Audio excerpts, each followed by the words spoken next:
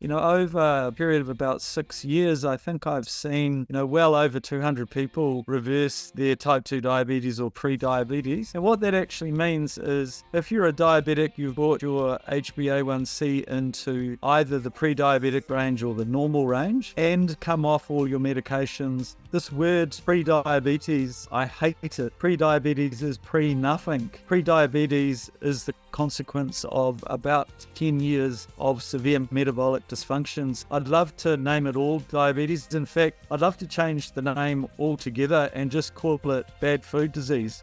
Or ultra-processed carbohydrate disease. We need to be focused on insulin and not focusing on the blood glucose diabetes is, hyperinsulinemia and insulin resistance. And I think that's a key piece of information, that all carbohydrates become blood glucose and excess blood glucose gets turned into fat. On a ketogenic diet, people do not have to restrict. Hey there, welcome to the Happy Habit Podcast. If you're new around here, my name is Matthew. I like to talk health and well-being here every week. So if those are subjects that pique your interest, well then show your support. If you get any value from this episode or have gotten any value from any of the previous episodes, you can like, subscribe, and share news of this podcast with other like-minded people. Plus, if you are on YouTube, become a subscriber over there. The vast majority of people consuming these episodes haven't quite subscribed to date. So if you are among them, please click that subscribe button and join the conversation by leaving a comment beneath any of the videos.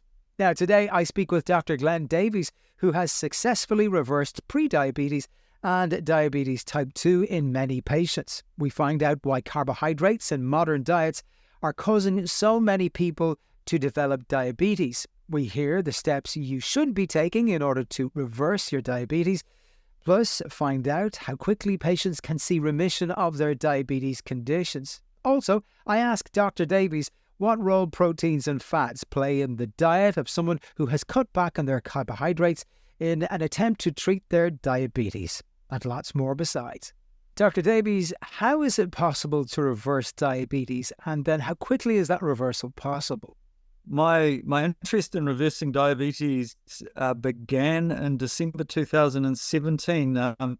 You've probably come across the DIRECT trial published in December 2017. And in that trial, they used an 850 calorie per day diet, and 46% of the participants reversed their type 2 diabetes. And that was the first time I had ever in my life heard the concept that type 2 diabetes was a reversible condition. And that made me incredibly interested, except I did go, is anyone going to stay on an 850 calorie diet for the rest of their life? So that was sort of like, yeah, fantastic, but is that real life? And then I heard Professor Grant Schofield, who's a professor of public health in New Zealand, and he was lecturing on low carbohydrate diets, being able to reverse diabetes. And then the immediate lecture after that was a bariatric surgeon saying type 2 diabetes can be reversed. And I just went, I've really got to find out more about this.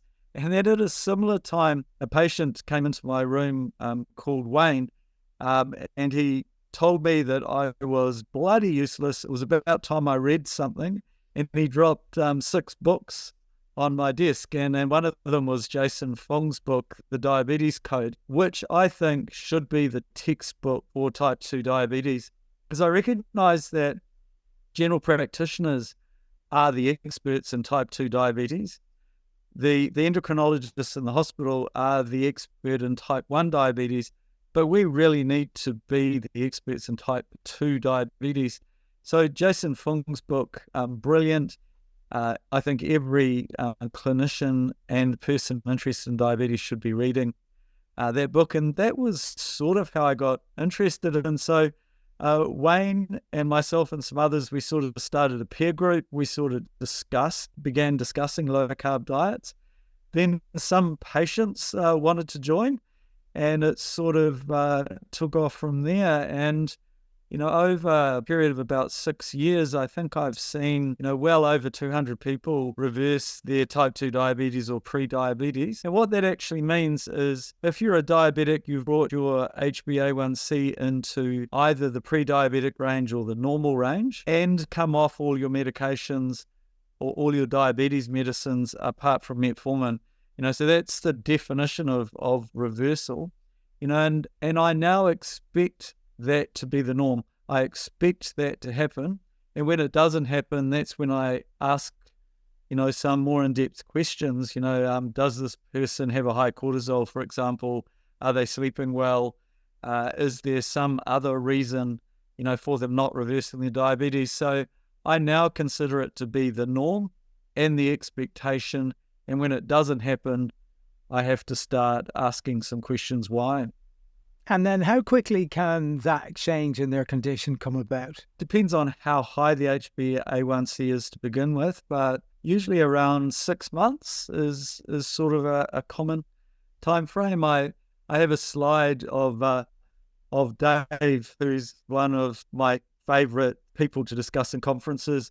I was actually published in New Zealand Truck and Driver magazine, and a lot of the people that you would have had on your show will have talked about the articles they've had in the Lancet or the New England Journal of Medicine, but I doubt many of them were published in New Zealand Truck and Driver because Dave is a truck driver. He and his 2 sons together, between them, they lost 100 kilograms in weight, but that wasn't the big part of the story. Within 7 months, Dave had reduced his HbA1c from 87, and I'm not sure if that's millimoles per mole, I think, down to 35. So he'd gone from very poorly controlled diabetes all the way down to normal, come off his medicines.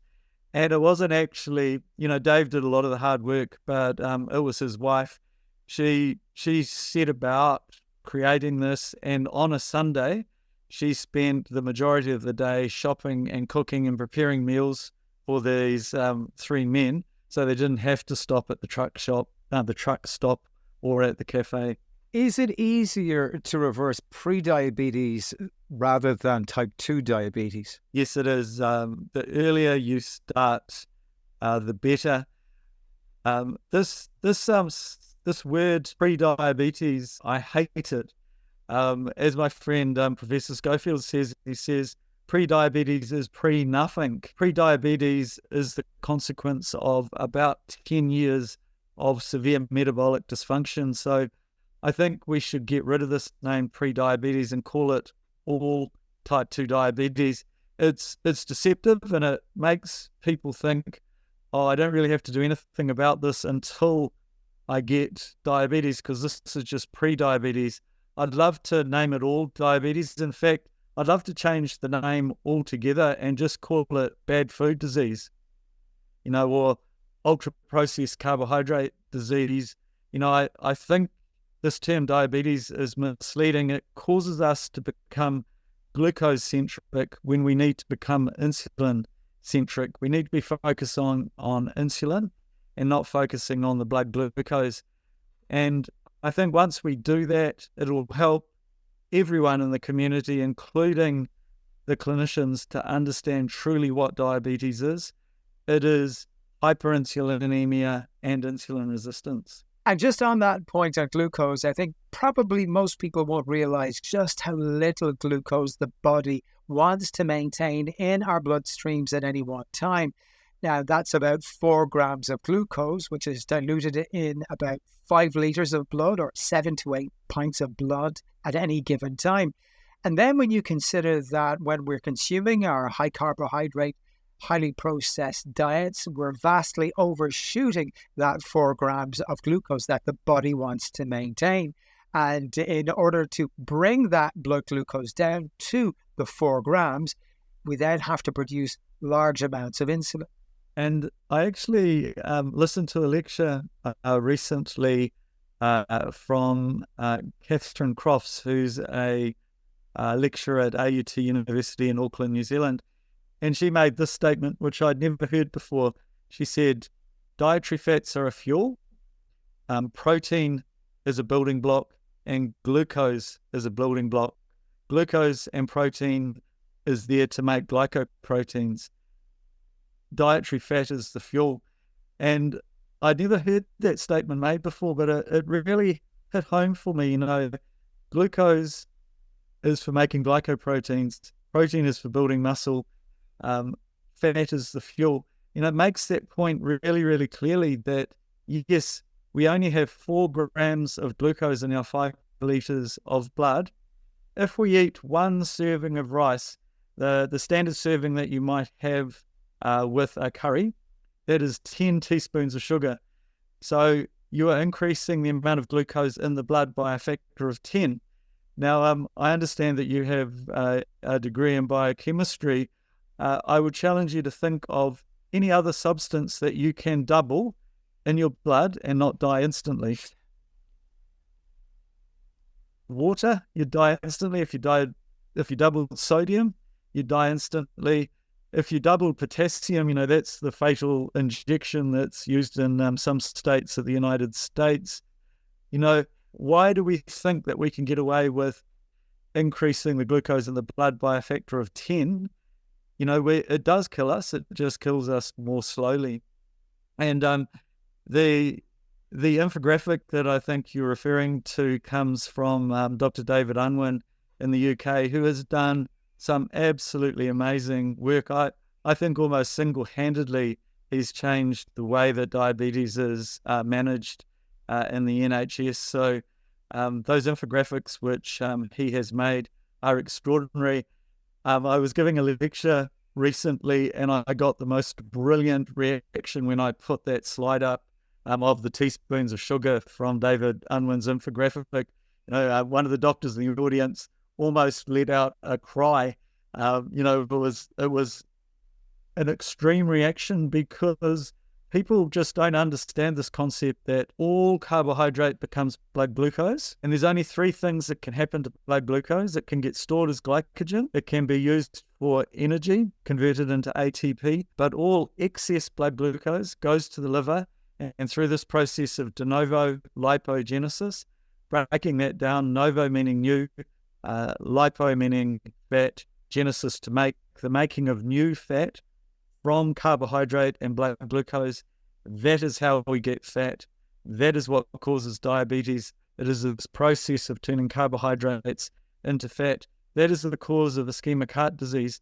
And I think that's the key piece of information that we need to get out into the community, that all carbohydrates become blood glucose and excess blood glucose gets turned into fat. Are you of the opinion that we could survive without consuming any carbohydrates whatsoever? It's a fantastic question, and I think the example that always comes to mind is the Inuit people. Apparently it's difficult to grow vegetables on icebergs, and my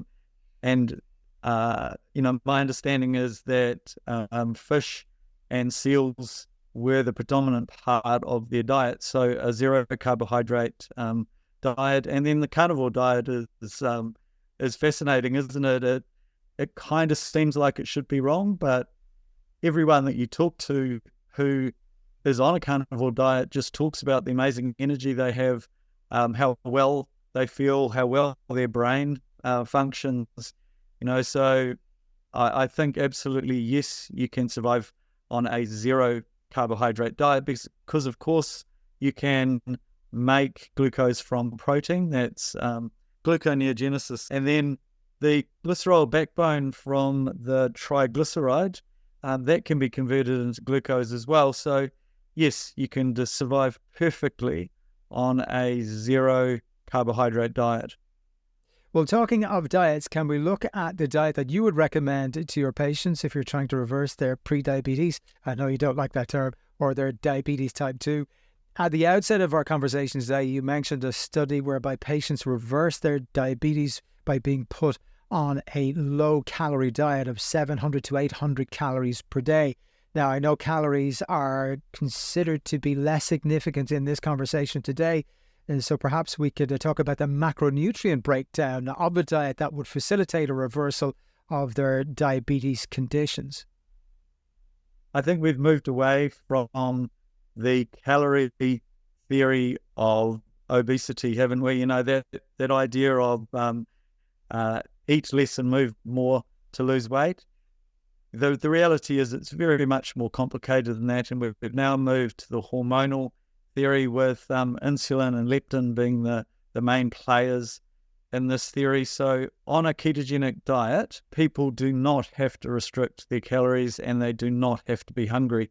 I think that's one of the greatest advantages, because when you're hungry, it's hard to sustain it, but also the body starts to slow the metabolic rate. And my understanding is that the metabolic rate can be slowed up to 360 calories per day when you calorie restrict long term. So, that's a lot of calories, and we don't want to slow the metabolic rate. With a ketogenic diet, the metabolic rate stays the same or even increases. So I like either a low carbohydrate diet, which is getting daily carbohydrates less than 50 grams, or a ketogenic diet, which gets it less than 20. Now, as a doctor, I like the ketogenic diet because I know that when you're producing ketones, you are not making insulin. So if I can measure ketones and see significant amounts of ketones in the blood, I know that that patient is reversing their diabetes. I know that they are losing weight. There's no doubt about it, because you cannot have ketones and high insulin levels at the same time.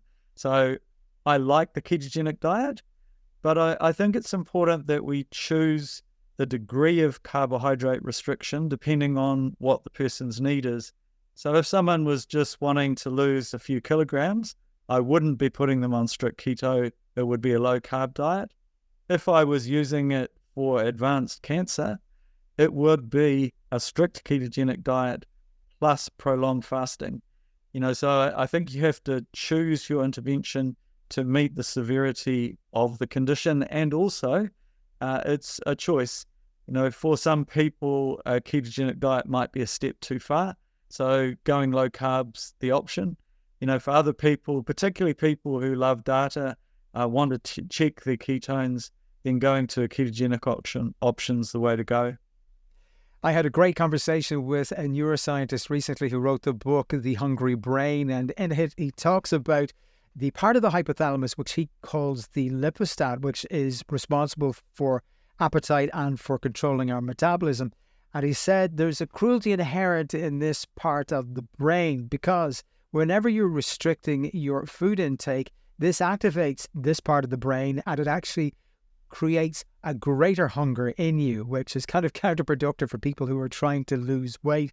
But also in the book, he said that essentially nature wants us to retain fat for survival reasons and also for fertility. Now, further complicating this discussion then is the fact that today we're over-consuming our food, eating an awful lot of high carbohydrate, highly processed foods, which are then stored in the body as fat and which then lead to metabolic dysfunction. It's the fact that our modern food environment is not matching our genetics. We still have caveman genes, but our supermarkets are open 7 days a week, 24 hours. So the food environment is not consistent with our genetics. And apparently cavemen didn't have refrigerators. So this ability to store excess carbohydrate when there are apples on the trees, to store it as fat for the harsh winter, is probably the reasons that our humans have become the dominant species on Earth. That ability through de novo lipogenesis to turn excess carbohydrate into fat and to store it in these miraculous containers called fat cells. I understand they can increase in volume 1,000 times. So we have an amazing capacity to store this excess carbohydrate as fat. Unfortunately, we can't tell that fat where to go, because I'm sure we'd like to say, well, have a little bit on my cheeks, perhaps a little bit over the deltoid, and maybe a little bit on the pecs, but it just goes the places you don't want it, doesn't it? So, that's the caveman's refrigerator, an amazing survival tool, but not consistent with our modern lives, with what we're eating and our supermarkets. I think we're eating the wrong food and we're eating too often. This idea of 3 meals a day, where did that come from? I'm sure our caveman ancestors didn't eat 3 times a day. When you look at the effort it must have taken to get a meal, so you set out in the morning, you chase the gazelle for about a half marathon before it lies down with heat stroke, because apparently humans are the only animal that can sweat from every part of their body. So that was one of the methods of hunting, was to chase the gazelle in the midday sun until it got heat stroke. So you, by this stage, run a half marathon. You then have to carry the gazelle back to the cave. Then you have to light the fire, prepare it. There is no way that was happening 3 or 6 times per day. I don't think so. So, I reckon it was eating once a day at the most. So this idea that we eat 3 times a day, where did that come from? I wonder if this idea of breakfast being the most important meal of the day has something to do with the cereal companies promoting this idea. So eating twice a day or once a day is sort of the norm for most of the people that I'm dealing with in this reversing diabetes space. This idea of intermittent fasting or time-restricted eating, I think, is a really important concept. We're eating the wrong foods and we're eating too often. The wrong foods being ultra-processed foods, sugars, and the polyunsaturated vegetable oils. Gary Fettke, who is an orthopedic surgeon from Tasmania, he got himself into trouble because they said, you're an orthopedic surgeon, you shouldn't be talking about nutrition. However, next to a knee joint replacement, weight loss is the most effective method of treating osteoarthritis of the knee. So indeed, it was appropriate for him to be talking about nutrition. And he said, sugar makes you hungry, carbohydrates make you fat, and polyunsaturated vegetable oils make you sick and inflamed. And I think that's, if that's the only part of this podcast that anyone actually listened to, that's basically the main message, isn't it? And it ties back to your comment about the parts of the brain that drive hunger and leptin resistance. We're eating sugar and sugar makes you hungry. Well, we've spoken about carbs. Can we talk about fats and the healthy fats we should be consuming? This is my quick answer. A healthy fat is a traditional fat that has been around for hundreds of years.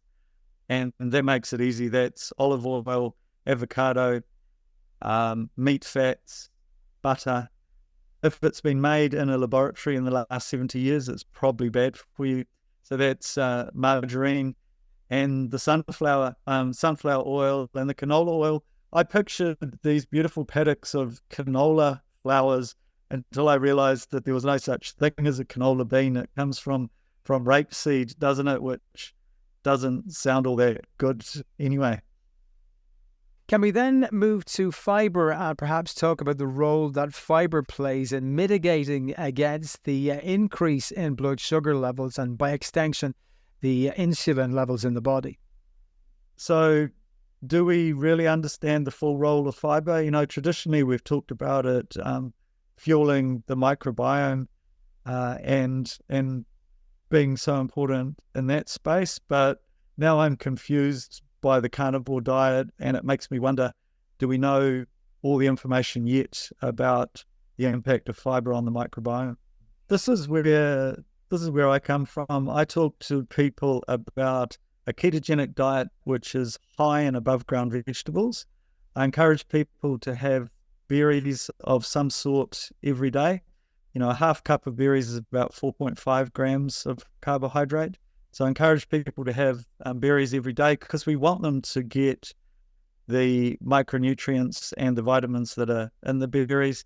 Above ground vegetables are generally very low in carbohydrate, and then eating your eggs, meat, fish, and chicken.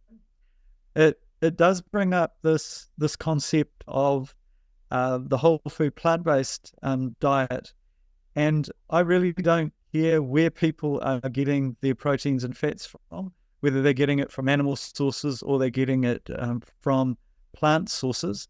What's important is that they're keeping their carbohydrate below that 50 or 20 grams per day. It is easier to do it with animal sources of protein and fat because they come with zero carbohydrate, whereas the plant sources of protein, tofu, chickpeas, for example, have more associated carbohydrate. So it's difficult to get down to that 20 grams if you're using a whole food plant-based version of low carb. Interested to get your thoughts on hydration. Does hydration have any bearing on the concentration of glucose as a percentage of total blood volume?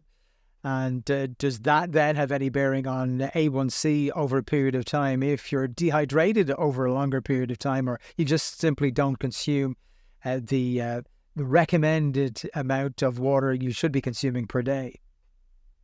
Yeah, the science on hydration is surprisingly sparse, isn't it? And this advice, this 8 glasses of water per day, just seems to be folklore. It doesn't really seem to be based on science. So the scientist answering that question would say, I'm really not sure whether you should just be drinking enough so that you're not thirsty, or whether you should be going with that 8 cups or 8 glasses of water per day.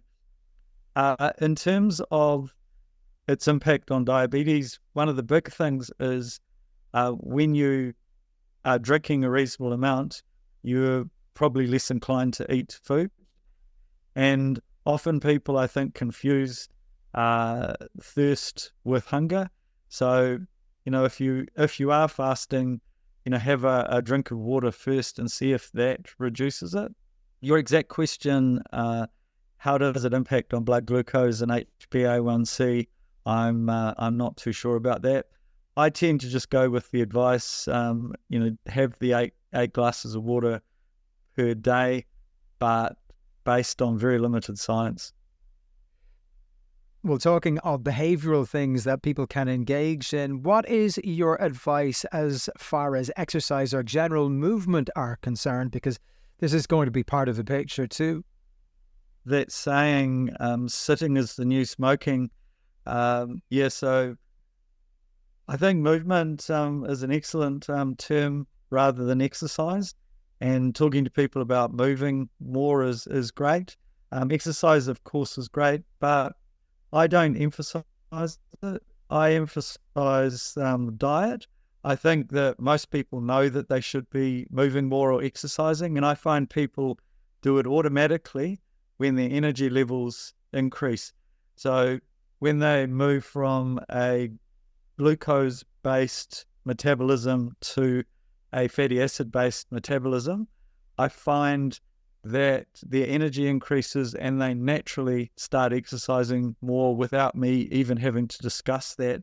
I find in my consults I'm really focusing on nutrition, and I might give a brief mention to exercise and to sleep and to stress management, but I think I practice probably nutritional medicine, and I talk to people predominantly about their diet. It's an interesting question. What is the best name for this medicine? Is it lifestyle medicine? Is it metabolic medicine? I like the term curative medicine. We're dealing with the cause of the problem, not just the symptoms. Pharmaceutical medicine, which is basically medicine 2.0, that's largely using medicines to deal with the symptoms. When you're doing this form of medicine that we're discussing here, it's curative medicine dealing with the cause of the problem. I heard it referred to recently as medicine 3.0. We're actually moving to this lifestyle-based medicine. We're dealing with the cause of the problem. And I think we're going to see a wonderful effect from that. So is it metabolic medicine? Is it curative medicine? Is it medicine 3.0? I use the analogy, if you were a mechanic and you had 8 cars come in the morning, you need 8 cars to leave in the afternoon. If 8 cars came in but only 7 leave, by the end of the year you have 365 cars in your workshop, and you say to the apprentice, I'd like you to get that red Mazda from the middle of there. That's just not going to happen, isn't it? It just is an overwhelmed system. And I think that's what's wrong with primary care or general practice. We're not curing people. If people aren't getting better, the system is just becoming overwhelmed. We need to start curing people and do what the hospitals do, discharging them back to being free living organisms within the community rather than engaged in general practice for the rest of their life. And this is the difference between host theory and germ theory. You know, germ theory is pharmaceutical medicine. Host theory is where we need to be moving. And that was sort of started about 200 years ago by Louis Pasteur and Antoine Beauchamp. I think they were born 2 years apart. They knew each other quite well, I understand, and they were adversaries. I don't do a good French accent, but I could just imagine the conversations that would have occurred between the two. You know, and at the time, it was Louis Pasteur that won that academic battle. But I think now, 200 years down the track, it's actually Beauchamp who should have won, you know, because pharmaceutical medicine, I think, has had its time, and we're now moving into this medicine 3.0, where we will be empowering people to make changes in their own lives rather than prescribing medicines. It was actually Thomas Edison that said, I wrote this quote down, "The doctor of the future will give no medicine, but will instruct his patients in the care of the human frame, in diet, and in the cause and prevention of disease." So Thomas Edison, the inventor of the light bulb, probably made one of the most profound medical statements of all time. You know, and we're now seeing this issue of the infectious disease period sort of has had its day, and we're now in this non-communicable disease period where we need a new form of medicine. We can't apply the programs that we used back in the 1920s to this modern disease epidemic because it's just not working, and it's clearly not working because we have an epidemic, we have a pandemic of diabetes and obesity and all of these manifestations of insulin resistance. What a great answer. You managed to give us a history lesson, include three of the greatest scientists the world has ever seen, and an analogy involving garages and a mechanic, which I think beautifully sums up the state of the health service, not just in the UK, but probably in other countries around the world. You have a website. If people want to reach out to you, where can they go? Yeah, so I'm actually in this interesting situation where I run a lifestyle medicine clinic. In that clinic I have, which is called Reversal NZ. So the website is reversalnz.co.nz. And I have 30-minute to 60-minute appointments. I have motivated people, and it's privately funded. And then I also have a rural, low socioeconomic clinic where I work part of the time in each. And the difference is fascinating. You know, I have one group of people where I have time to talk to them about the causes of disease. And then I have this other one where I'm time pressured. In New Zealand, we have 15-minute consults. I understand in parts of the UK, it's as low as 6.5 minutes. And it is only enough time to prescribe a medicine. It is not enough time to explain metabolic health and a low carbohydrate diet and discuss all of those aspects of lifestyle medicine, you know. So that's the reason I think we're prescribing medicines. You know, it's because we don't have enough time. Doctors are wonderful, caring people. Nurses are wonderful, caring people. Doctors are amazing dietitians, but if they're not given enough time, they won't be able to do their job well. You know, so I would love to see a situation more akin to my private practice where doctors and nurses are given enough time to explain metabolic health to people and to introduce low carbohydrate or keto diets. Well, Dr. Glen Davies, thank you so much for your insights and your time today. A real pleasure to speak with you. Thank you, Matthew. Well, thank you for tuning into this episode of the Happy Habit podcast. If you enjoyed it, show your support. Like, subscribe, and share news of this podcast with other people. Plus, we're on YouTube if you want to head over there and become a subscriber there too. Until next time, stay happy.